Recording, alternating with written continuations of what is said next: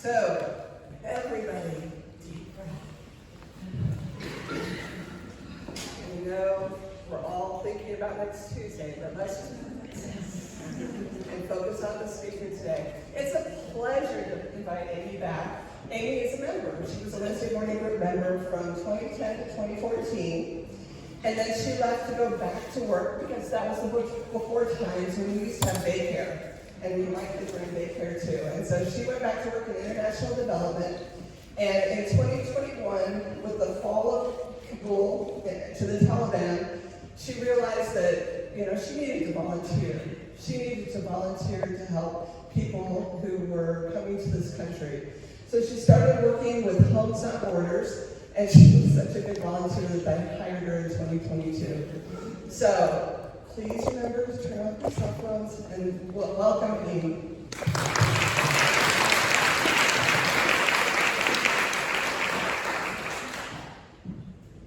Sometimes, when life gets overwhelming, we just need to go home. And maybe for you, that looks like going home and sitting around the dining room table with your partner or your family, talking about the day's problems. For me, it looks like going home and flopping down on my couch and pulling a fuzzy throw around me. But what if you didn't have a home? Or what if you had to flee your home? Never to see that dining room table or that couch ever again. I don't have to remember this because in April 1975, in the waning days of the Vietnam War, that's what my family had to do. My father was a colonel in the South Vietnamese Army, and staying meant death. Some American friends of ours came to my mom and dad and said that they had 2 hours to decide whether to stay or go with them on a C-130 aircraft transport, never to see Vietnam again, with our family. I want to do a little exercise with you that normally takes 15 to 30 minutes, but we're going to do it in a couple minutes. I want you to imagine that you are my parents. You have 2 hours to flee your country, and this isn't foreshadowing, by the way. Everything's going to be fine. And I want you to think of 2 things. I was going to have you put it down on your phone and text yourself that all your phones are off, so this is good. We'll just use our brains. 2 things. One is, who would you take with you? Who would you take with you if you had to leave at your home and never see it again? The second thing to think about is, what are 3 things you would take? Because these planes, they're not unlimited. It's not like, you can take everything. So what are 3 things you would take? 3 important things that you would take. So let's take a minute here to think about, who are the people you would take? Who are the people you would take? And the second is, what are the 3 things you would grab before shutting that door for the last time?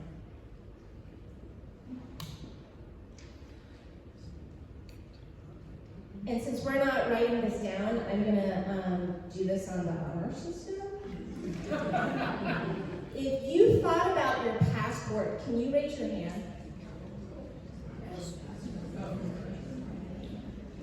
All of you who did not raise your hand, your journey has been lengthened by months, if not years. Another thing, we get to the airport, and it's a madhouse, and the people in charge say, there's only 3 seats left. Who would you leave behind? Would you leave yourself behind? What kind of choice is that? And I say this not to be dramatic, because this has happened. This has happened many times, over and over again. And this is the plight of refugees who come to America. My name is Amy Rona. I work with Homes Not Borders, and today we're going to be talking about a few different things. We'll be talking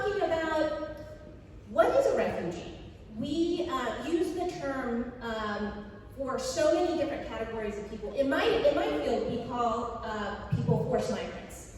But what is a forced migrant? What's a refugee? What's an asylum seeker? What's a humanitarian parolee?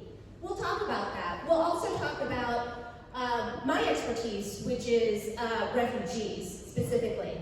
How does a refugee come from their home country and become, what's their path to citizenship here in the United States?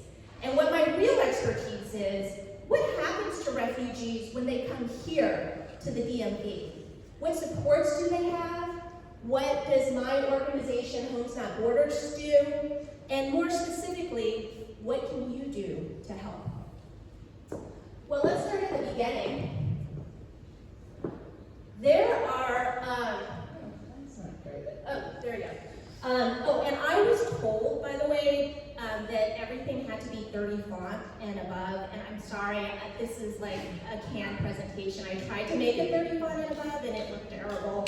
So, but rest assured, everything on screen I will also be saying. So this is just for my purposes and for something to look at if you want to tune out a little bit. So, a forced migrant is a broad category of person who flees their country because of conflict, natural disaster, persecution, or other emergency. It's not a legal term. It's a term widely used again in my field. There are 110 million forced migrants around the world right now, according to the UN. And those are people who could be internally displaced. They have to go from one place to the other. They could be refugees. They could be something else. But for our purposes, let's talk about the three categories of people who come here to the DMV most prevalently. Now, refugees have a very specific term, according to the federal government, and they have a very specific process to come here. They are people who are in imminent danger, and they are fleeing because of race, religion, nationality, membership in a particular social group, usually that's being LGBTQ+, or political opinion. And the interesting thing is the federal government does not look at, for refugees, I mean other immigrants, yes, but for refugees, they do not look at any other criteria other than imminent fear of persecution. That is the criteria. So that is refugees, and that is those are the group of people we will be spending the most time talking about today. The other group, which I'm sure you guys have heard much about in the news, are asylum seekers. And so asylum seekers are people who, similar to refugees, are facing persecution because of the same categories. Here's the crucial distinction. Refugees are not in the United States right now. They are fleeing their home country. Many times they are in a third country, either with relatives or friends, or in a refugee camp. The federal government makes deals, the State Department makes deals with certain third countries, such as Pakistan, Qatar in the case of Afghans, to open refugee camps for people to flee to and be processed. So refugees are outside of the U.S. and are vetted outside of the U.S. Asylum seekers come here on their own state. So they arrive here at a U.S. port of entry. Sometimes, most of the time at the southern border, sometimes the northern border at an airport or at an actual port. So, and refugees have a very defined path to citizenship, and they can be here permanently. Asylum seekers do not. They have a very, I am not going to go into the details, labyrinthine path to go from being asylum seekers to having asylum, and then they get on a path to citizenship. The third category of people who we see most prevalently here at the DMV have come here on humanitarian programs. Again, is temporary protected status and humanitarian parole. Now, this program has been used a lot since 2021 because it allows for large numbers of people who are coming in because of a dire emergency. So they don't have time to go to through the refugee program. They are not coming here on their own steam, but they are allowed to come here for 1 or 2 years while their refugee or asylum, while their asylum processes. Now that started in August 2021 when the Taliban took over Afghanistan, and there were hundreds of thousands of people who worked for us, who worked for the U.S. people, and were facing death. So some came through the refugee program, other programs called special immigrant visas, but we let in 100,000 people through humanitarian parole. The other more recent example is Ukrainians. So when Putin invaded Ukraine in 2022, the humanitarian parole program was opened again. So large numbers of people fleeing. Interestingly, many Ukrainians had gotten out and were going through Lithuania, through Poland, through wherever they could before they came here. Other groups that come here are Haitians. So the humanitarian parole program came after the 2010 earthquake, and that poor country has had so much political unrest, other earthquakes, other natural disasters, and so Haitians come here. Venezuelans have protected status, and certain people from Central America.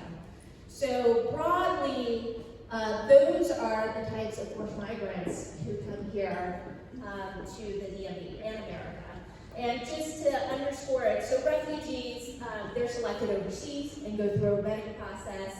Asylum seekers arrive spontaneously on their own steam and request asylum within the U.S. And humanitarian parolees, these are temporary humanitarian pathways for specific nationalities of people, as I mentioned. Afghan, Ukrainian, Cuban, because of some special status that they have because of the repression in Cuba, and Haitians. So this is the part where it's not the fun. But I will talk to you through it. It's not how a bill becomes a law, but how a refugee becomes a citizen. So there is a multi-step process that takes months and months, sometimes years. I was talking to the head of the Department of State Population, Refugees, and Migration, who handles this, and I said, what's the longest amount of time you've seen someone go through the refugee process? And he said 17 years. 17 years before they arrived in this country. More typically, the average is 6 to 10 months. So, first of all, the people who do this is Department of Homeland Security. So the State Department runs PRM, but the Department of Homeland Security vets refugees. So the first step is, are you a refugee? Are you in dire danger? So that is the criteria that they start with. And once they determine that and they are what's called referred to the U.S., they start this whole process of interviews, background checks, and fingerprinting because we want us, the American people, to be safe once people come here. So they're interviewed by USCIS.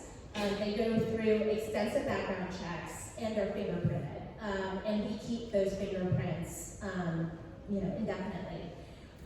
They're assigned a case officer, and once the background checks and screenings and review the case, and again, their vulnerability, they're either approved or denied. This is when things can go a little bit faster. They go through a medical screening for infectious diseases. These days, the most prevalent they check for is TB. That can take months because the TB test can result in a false negative.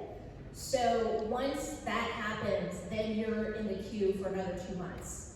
Because then your TB test is cultured, and then the culture needs to grow, and this whole process, every step of the way, can be delayed for one reason or another. And overall health, too. Once the medical screening happens, then there's an agency match. There are 10 refugee resettlement agencies around the country. They're mostly nonprofits. They're all nonprofits, actually. The 3 that work here specifically with families, refugees, here is the International Rescue Committee, IRC, the Ethiopian Community Development Council, ECDC, and Lutheran Social Services of the National Capital Area. Catholic Charities works here as well. Catholic Charities and HIAS works here as well. HIAS is actually, ironically, headquartered here, but their area to help is elsewhere. So they work here with unaccompanied minors. So the 10 refugee resettlement agencies, the U.S. government splits them up into regions. And so the 3 that are in this region are ECDC, IRC, and LSS. So the people are still overseas. They're matched with a resettlement agency. They then know that they're coming. So once they know that they're coming, they have to go through a series of classes on cultural orientation and understanding, things like your children have to go to school. That's mandatory.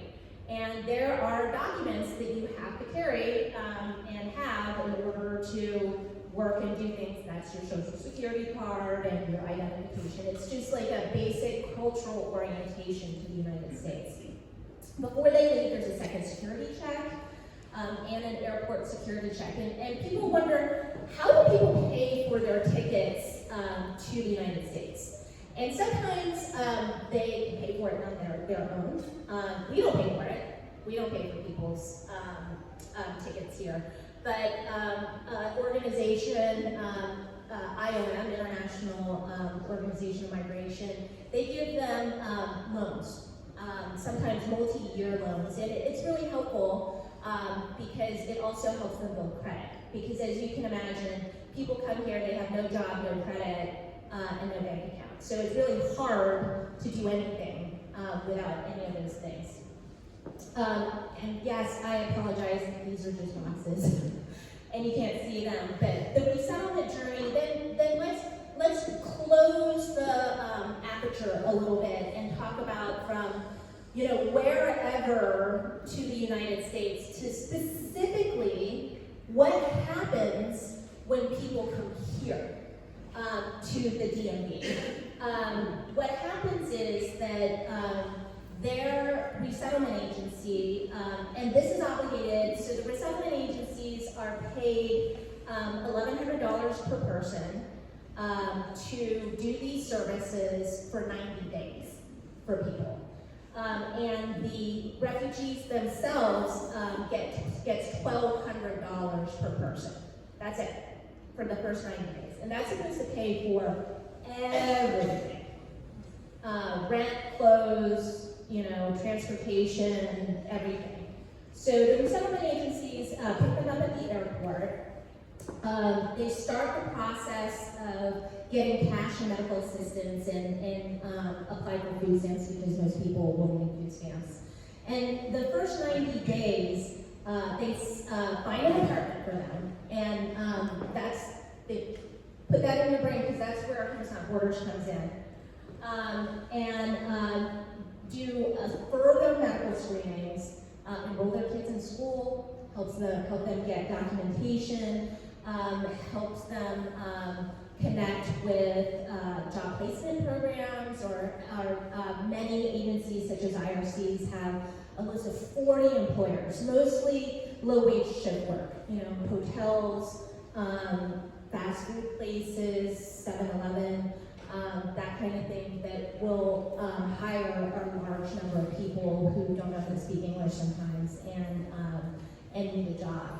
Then they do other case management in case other things come up. So after 6 months, IOM starts talking to them about repaying their travel loan. So again, they have a payment plan, they start building credit. After 1 year, they're allowed to get a green card, and after 5 years, they can apply for citizenship. Very clear path to citizenship for refugees, and it has been in place for decades. It was very chaotic when my family came in 1975, and because of that chaos, there was reform in 1980 that solidified this whole process for refugees. Now, I want to turn a little bit to what I do, specifically what Homes Not Borders does. We help with very specific things. We help with a home setup. So, as you can imagine, people leaving their homes, they're not bringing their couches and their sofas with them. And they have very little money. Imagine surviving on $1,200 in the DMV for 90 days. Even per person, that's ridiculous. So what Homes Not Borders does is we fully furnish homes for refugees. And I'd like you to see a video of what we do. Homes Not Borders is a Maryland-based nonprofit helping refugee families get settled and feel welcome in the United States. Homes Not Borders started, we started actually back in 2017 at the end of the Syrian crisis, responding to that, and it was just a mission helping refugees come in all areas, and the biggest need from them was the home setup, and that's kind of how we began. There's 3 resettlement agencies in the DC area. We began having 1 resettlement agency, and then just trying kind of extra items, and then by the end of 1 year, we were having all 3, and then providing, everything from furnishing to enforcement. Our main program is home setups, so we provide the furnishing and the household goods upon resettlement, and then we set it up in the home, and we provide way more than the basics, and just go above and beyond to make them have a comfortable, welcoming place, and in that we also save them the resettlement money that would otherwise be spent on furnishings. Homes Not Borders has helped families in a variety of ways this year. For example, its services were able to save a family of 4 approximately $3,200 in home furnishing, according to the organization. The most important thing is just how we can, help these people right as they come to the United States. We realized how crucial it is to have not just a bed and 1 couch and nothing else, to have a comfortable and welcoming home to go into and just kind of start your life over, because these people have been through a lot and haven't been in, or most of them haven't been in a real home in over a year, and lots of other countries have been in refugee camps, so just to come home to a warm and welcoming space, and you don't have to worry about that as you're starting life in the U.S. is huge. So that's what we do. We usually set up on an average week about 5 to 6 homes a week. I will say that since the beginning of the government fiscal year, October, we've been setting up 13 homes a week because there is the first quarter of the government fiscal year, and the State Department wants to get in people just in case something bad happens next week. And if that something bad doesn't happen, they'll pull back. And if that something bad happens, we will be full speed ahead until January, saving as many people as we can.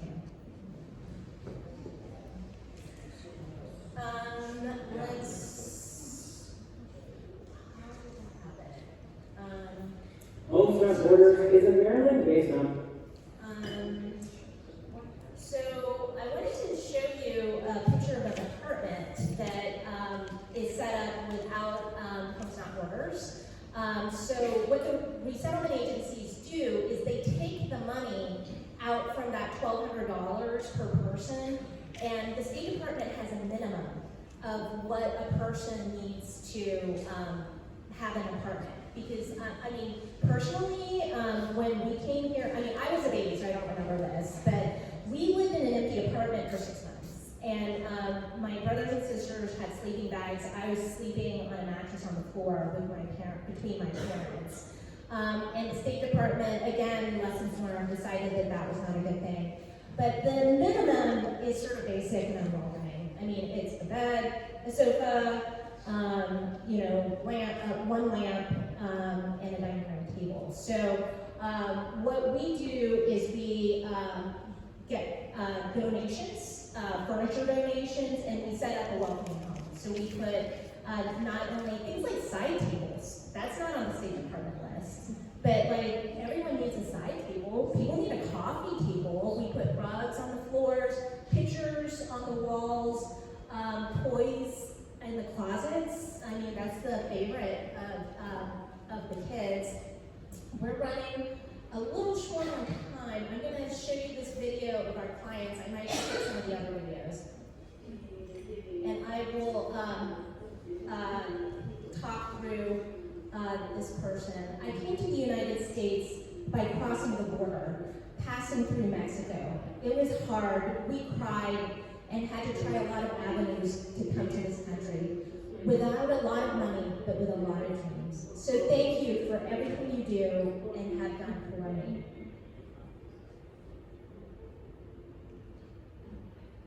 How do you feel about your new country? Happy. Thank you to Home Stop Borders and God. Yeah, so we joined to the United States October 14, 2022. This is a Ukrainian family. From Lithuania. So we were in Ukraine before we escaped to Bucharest, and from Bucharest we went to Hungary. From Hungary we went to Lithuania, and from Lithuania we finally went to America. It was a whole other journey with the baby. For months we'll do back and forth. And as a family, we want to say independent to home, not borders. You guys have done tremendously well for us. You have blown our minds. You know, you guys did this house. When we moved into this apartment, there was absolutely nothing.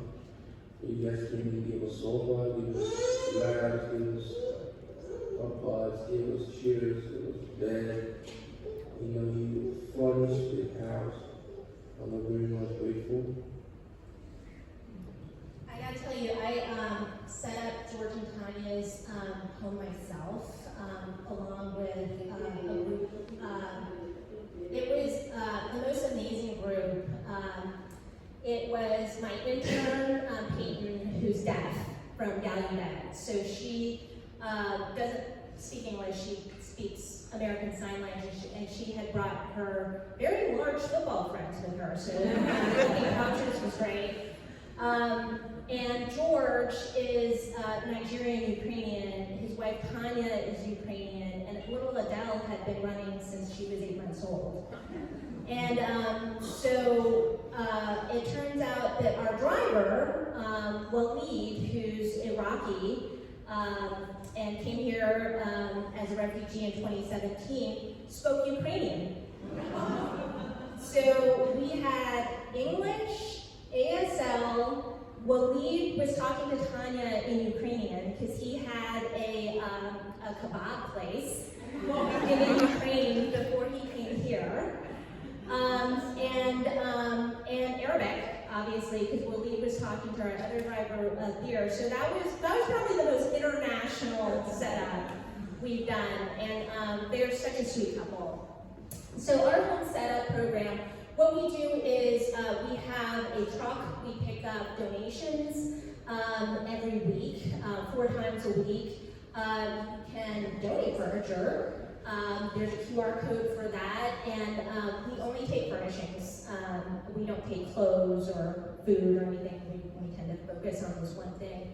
And then we store them in our warehouse, and then several times a week we have volunteers come and set up the home. So it's very satisfying because within 4 hours, you come to our warehouse, you load up stuff. We already have everything set up, and then come to an empty apartment, and literally between 2 and 4 hours later, you leave and there's a home for someone to come into.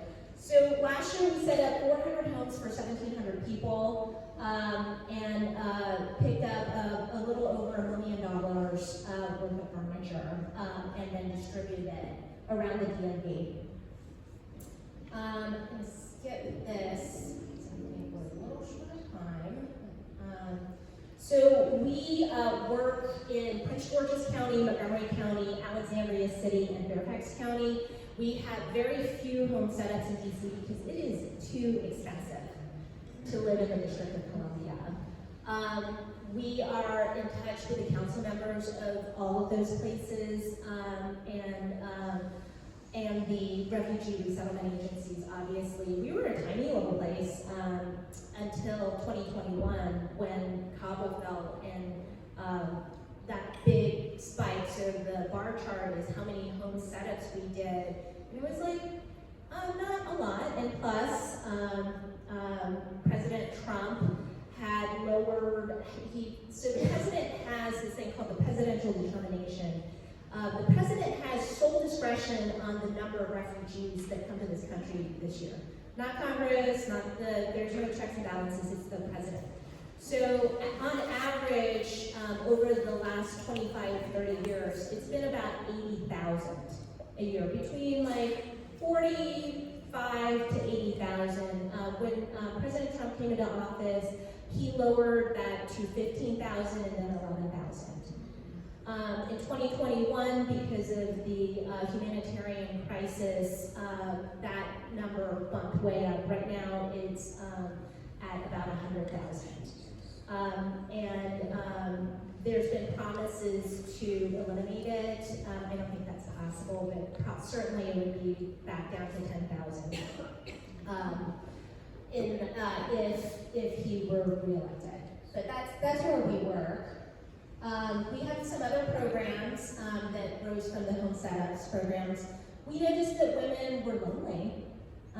Many were stay-at-home moms and couldn't afford to work outside the home, really, because they had little children. So we started an artisan empowerment program to train women how to sew and do handicrafts. We sell them on a website called newneighbordesigns.org. We have 12 artisans right now. We have a storytelling program. Unfortunately, you guys just missed it. It was on Monday. Abbas Musa and I, a former board member, were both storytellers. Actually, I became a storyteller because of Wednesday Morning Group. There was a guy named Kevin Boggs who came here in 2013, and he was so funny, and he invited us to become storytellers. And I took that class and became a storyteller because of Kevin. Story District has been such a wonderful lifeline for me. I hope you guys have them back, because Kevin unfortunately died a few years ago, but Amy Sundman's wonderful. So we partner with Story District, The Moth, which is the nation's largest storytelling nonprofit, and they train refugees on how to tell their stories. People like myself, people more newly arrived. And our show on Monday, we had a Cuban dissident who tried to escape 9 times from Cuba and finally did it in 2022 after spending 200 days trapped in his apartment and being interrogated for 8 hours at a time. We had a woman from Afghanistan who told the story of when the Taliban took over the first time. Her parents, she was 6 years old, her parents cut off all her hair, and she became a boy so that she could go to school. And when the Karzai administration came in, they had to move, and she regrew her hair, and she became a girl again. So we train people like that every year, about 12 people through the Moth to tell their stories, and we have a show, and we pay them to tell their stories in front of an audience. It's a special program for me. A boss and I started it because we're storytellers, and we truly believe that refugees should tell their own story, right? We should tell our own lived experiences, not through journalists or others. And it's been a wonderful healing journey for everyone who has participated and has listened to these stories. We cannot hear about Rosetta, I'm sorry. Because I was told to leave room for Q&A. So yeah, volunteers are an integral part of HMB. We have volunteers to set up homes, approximately 900 hours from 65 volunteers each month. Every year we have about 500 volunteers. In two different ways. One, setting up the homes themselves, moving the furniture, and if you can't move furniture, many people come and wash dishes, and people love decorating. I mean, our warehouse is full of tchotchkes and paintings, and people, get into a little bit of feelings about whether this throw pillow matches the couch or it matches the paintings, and I just get out of the way. And so there's setups, and there's also warehouse volunteers because that morning, we're ready to go. And so warehouse volunteers come and they sort out cutlery, they choose toys, they get everything ready to go on a cart so that once setup volunteers come, they can just put everything in their cars and our truck and go. So, our volunteers, we have a very small staff of 10. So our volunteers run this whole program, and we're very grateful to them. I am right on time, Amy. How do we help? Donate furniture. So that I think is the donate money thing, which is also very important. But donate furniture is on the QR code on the television screen. We have a truck. We come pick it up very fast, within 2 weeks, usually. And we need furniture right now. Our warehouse is empty. Donate your time. If you have time, come to our warehouse. Sort some items. Put flowers in vases so that people have a welcoming home, or come do a home setup with us. We would welcome you. So thank you very much. I'll take questions now.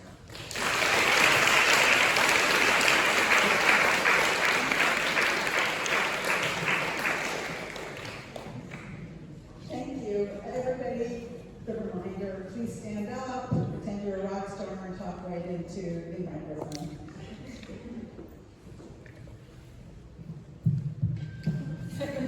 I'll be a very quick rock star. Can you talk a bit about climate migrants and what kind of planning you are doing for what is going to be a huge influx of climate migrants?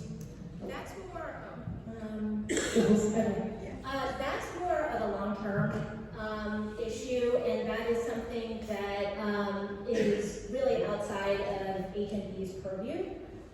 We deal with people who come here now. I will tell you that PRM, the U.S. State Department, Population, Refugees, and Migration, my former profession was in international development.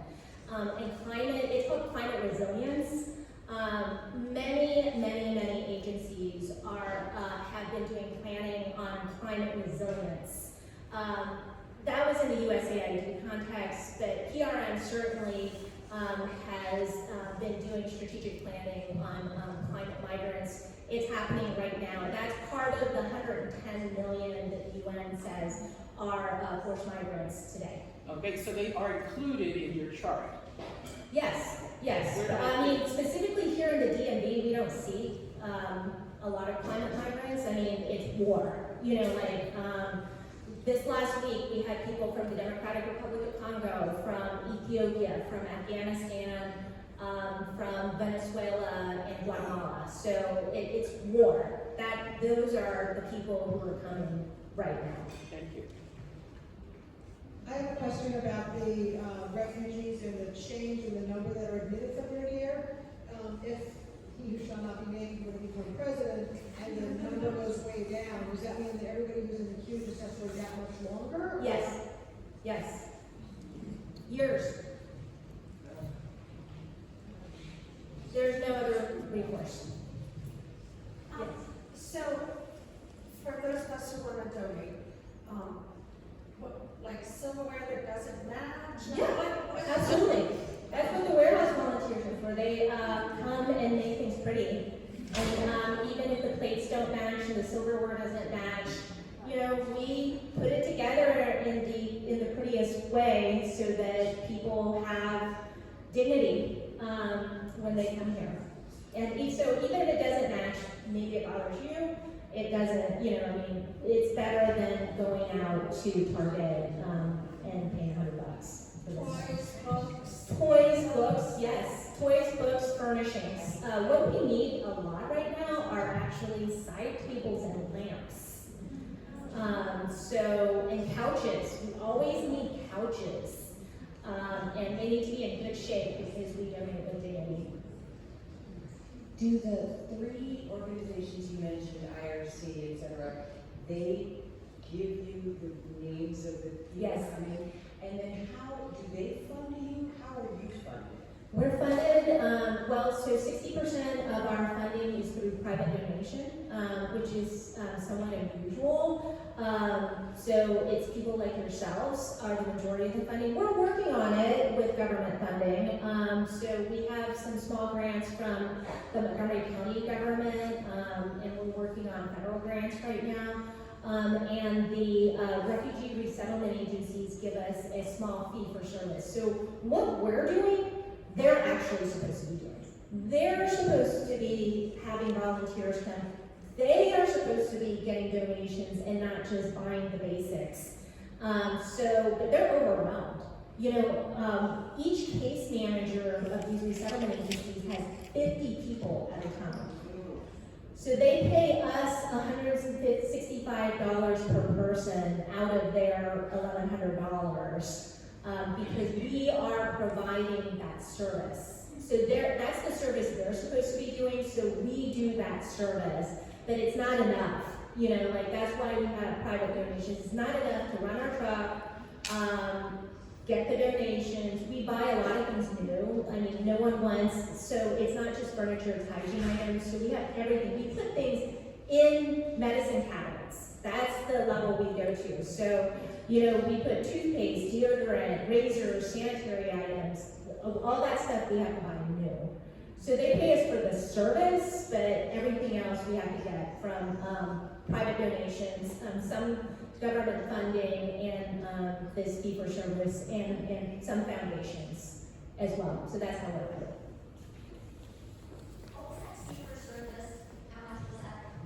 It's $165 per person. Thank you. There's something online called Buy Nothing. Yeah, we I was are. wondering if Yeah, so we have our volunteers scour Buy Nothing.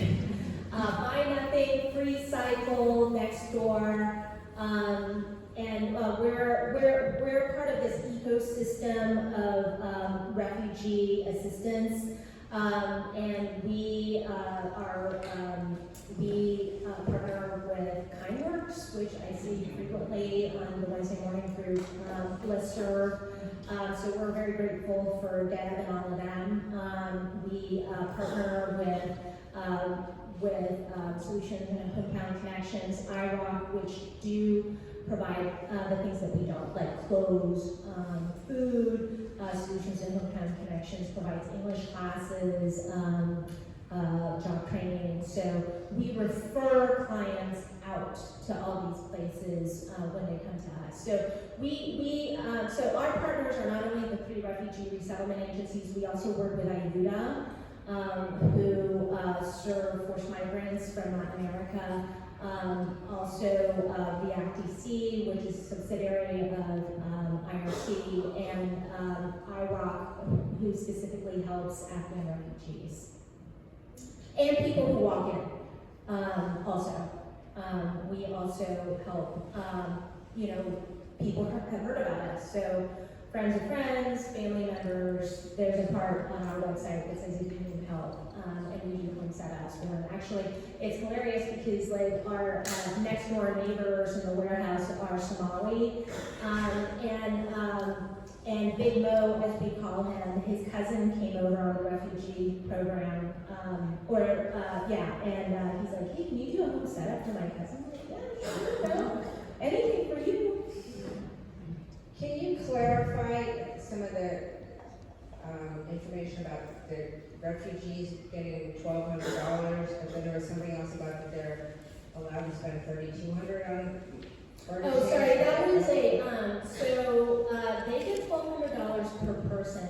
What we, that statistic is, for a family of 4, if Homes Not Borders sets up an entire house, with the furniture and the hygiene items and everything, we save them about $3,200 in actual money so that they don't have to buy that. And intangibly, we also save them about 44 hours, we calculated, in the time trying to find the stuff. And the $1,200 is just their money, they can use whatever, they don't pay anybody for whatever public services or something? No, but what actually ends up happening is that the resettlement agencies puts it in an account for them, and it helps pay down their rent for the first few months. So yes, they can take it, but the vast majority of them use it to help pay rent until they can find jobs, because that is the number one largest expense. So I'm aware that Montgomery County Public Schools has interpreters to support families, and I'm sure those linkages are made. What happens in terms of with adults, and especially children, in terms of medical resources and linking to pediatricians and the language barrier? That's what the case managers are for at the resettlement agencies. I know I went through it very, very fast, but one of the first things they do in the first 90 days is a medical screening, and the case managers take them many times because they don't have cars or understand the public transportation system. They take them to a series of doctor's appointments to make sure everyone's okay. We had a family from Afghanistan who recently came, and the father, it turns out, has diabetes, and the case manager then has to refer him to a specialist for them. So that's covered within the first 90 days.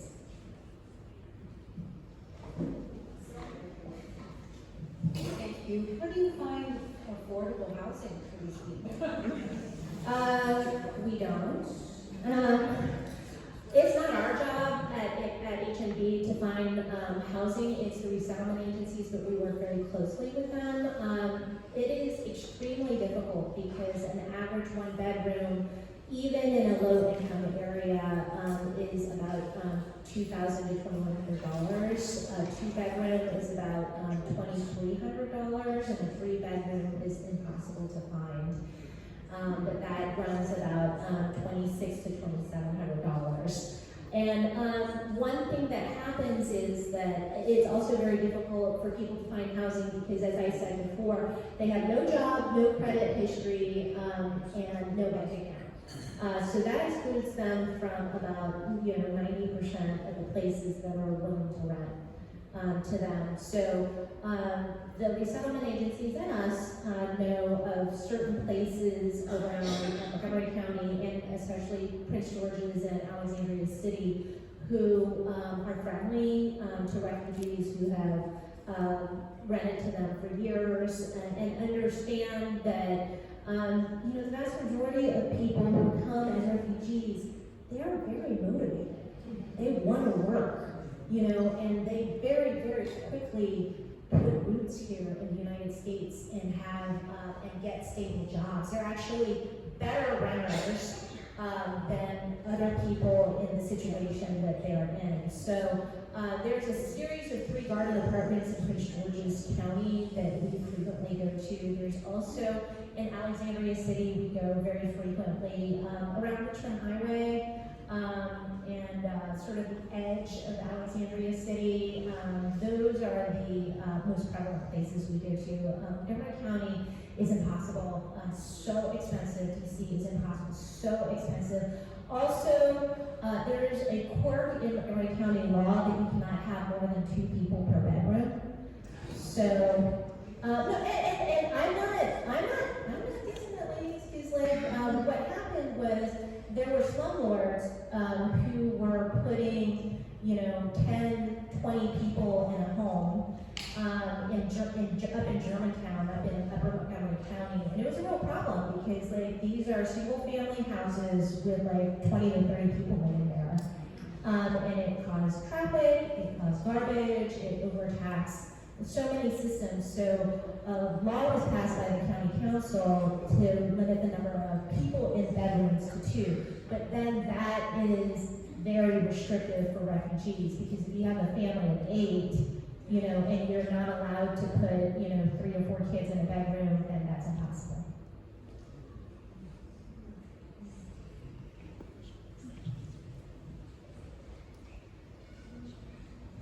I was wondering if you had any program in place that matches new refugees with refugees that have been settled for 4 or 5 years, that could sort of walk them through the system and also help them out. Maybe let them stay there until they find it. I'm wondering if there's any system like that. Our partners do that, IUDA and Solutions and Hometown Connections, IROC. There's so many partners that help them outside of that 90 days. We have decided that we do a few things very well, and we sort of stick to that. Because we have a staff of 10. So, we made the strategic decision to partner with a bunch of people. We meet with people all the time. I meet with people all the time. I'm in close contact with Kristen Mink, Montgomery County Council member, Jolene Ivey, Councilmember Olson in Prince George's County, Eileen Gaskins in Alexandria City, to make them aware and have them also connect us to all the services. But we do not do that.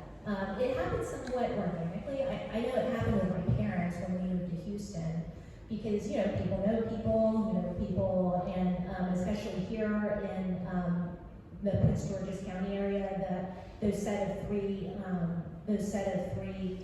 garden apartments, they're just full of refugees. So it happens somewhat organically. And through our artisan program and the ladies sew together, that also happens organically, but no, we don't have a specific program for that. We don't, but others do. I was wondering how long it takes before a refugee can start working in this country. Immediately. They're ready to go. Realistically, it takes a week or 2 to get everyone settled, to get kids enrolled in school and everything, but they are immediately allowed to work in the U.S. That's the whole point of doing that 10-step process before they get here. Could you just put the slide back that show the artisans so I can capture that website? Or I can Yeah, sure. That's New Neighbor Design Center.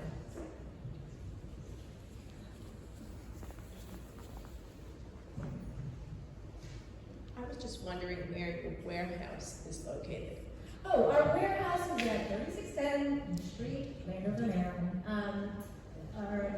We're right at the junction of a few different municipalities, so if you put it in your GPS, sometimes it says Landover, sometimes it says North Englewood, sometimes it says Hyattsville, but we're right off of 495 exit 19B. So from here, about 25 minutes. And you can drop off donations anytime. We have a shed for smaller items, for furniture. There's someone here at the warehouse from 10 to 2, 6 days a week. So every day except for Sunday. This is a kind of a commercial for Homes Not Borders, not a question. We can't hear you. Oh, I'm sorry. A commercial for Homes Not Borders, not a question. Is it good now? Okay, I apologize.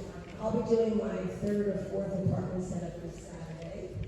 It's wonderful to work with folks at Homes Not Borders. It's so gratifying for those of us who volunteer. And I was not asked to come here. I'm a new member of WMG. I'm glad to hear this talk. We feel so good seeing the apartments. When we leave, tears come that we have created through the work that Homes Not Borders has done. A welcoming apartment. Yes, there are throw pillows. You might not have picked that exact one for your home couch, but let me tell you, it looks great. And we wash every dish before it goes in the cupboard, and we put the placemats on the dining table, and it's the most gratifying thing in the world. So thanks for this so much. Thank you so much. An Ukrainian couple, George and Tanya. People are very confused as to why volunteers come and just give them stuff, because this spirit of volunteerism is very American. And they don't understand that. And Tanya, the Ukrainian wife, was very unfriendly to me. And she was like looking at all the furniture and rubbing the couch and was trying to haggle with me. Because she thought that she had to pay for it. And George, her husband, speaks perfect English. He's Nigerian and Ukrainian. And he said, Tanya, they're volunteers, it's free. And she's just started crying.